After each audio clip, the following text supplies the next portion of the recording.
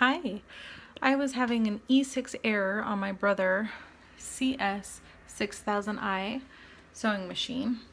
When I would try to sew, it felt like something was locking up, and it happened to come over here and hand crank, and it was getting very, very difficult to do that. So I took it apart, took this area off here. In order to take that area off, switch it around. There is a screw right here.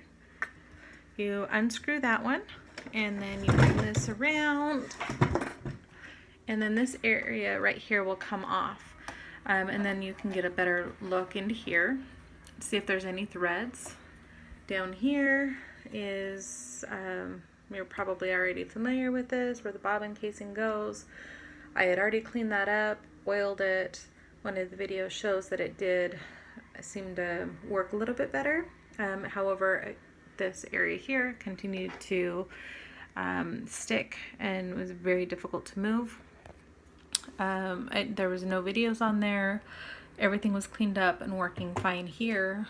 So instead of taking it to the machine shop, I took it to my dad, which is a sewing machine mechanic, retired, and he took a look at it for me. So you're going to see a video that'll show you another area to look for. I couldn't find one on the internet. The biggest area is on a sewing machine. You've heard the term a well-oiled machine. For your sewing machine to work perfectly, it's important that you have that well-oiled as well. And I knew that, again, having my dad being a sewing machine mechanic, and I worked in a sewing factory for a couple months as well. Now on this machine, there are a few spots. Usually to oil it, there will be these little oil spots showing you where you would need to oil. Well, on this one, when I took it apart and I looked down into that little area there, that's where all of the computer wires are. So I did not want to oil there. I knew, or I felt that it was catching over in this area, but again, there was no way to get over there to oil it. So you'll see in the video where he takes this apart. When you unscrew the backs here, there's a screw here, here, here, here, here, here, and here. And then you'll unscrew all of those, keep them in a little bowl so you don't lose them. And then this casing will come off. So this part will detach from this part. There is another screw behind here that screws into this portion. So you'll want to take that off as well. Once you get those off, this is going to be kind of wobbly because it's attached. So he undid the two, you'll see just behind here, you'll see two connectors connecting it to the computer aspect.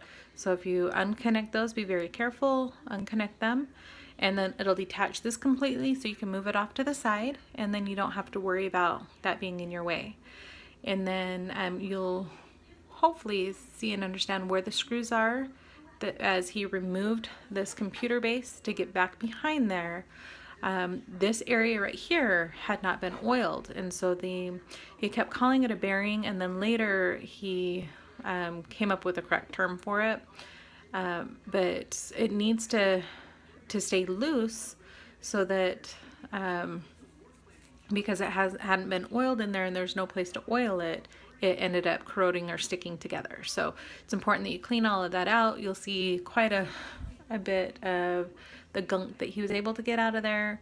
He did use some WD-40 to unstick it, and then after that we cleaned all of that up and then started using the sewing machine oil. And it is important that you're using sewing machine oil.